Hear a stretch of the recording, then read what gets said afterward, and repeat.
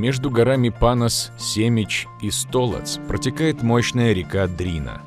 Нам удалось укротить ее нрав и воспользоваться ее силой для гидроэлектростанции Вишеград, гордости Республики Сербской.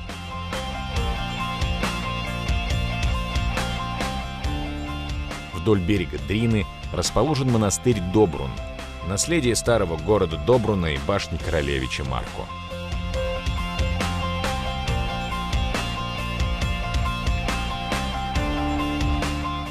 Пройдя путь сквозь горы, Дрина усмиряется в Жупской долине, где разливается через мост, вырезанный из белого камня.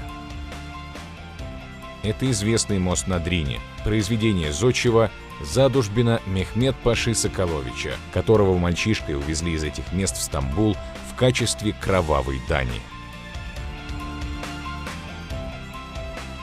Войны, торговля, песни и любовь — все зарождалось вокруг этого места. Дрина очень богата рыбой. Также здесь популярно разведение рыбы в садках.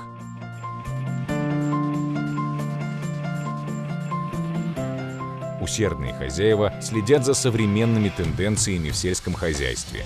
Выращивание овощей в теплицах становится все более популярным в нашей общине. Но мы не забываем и старые редкие ремесла.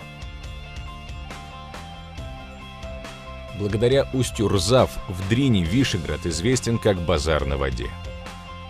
Именно здесь возвышается Андричград, восхищая своей красотой. Это уникальная идея, которая еще и мастерски реализована.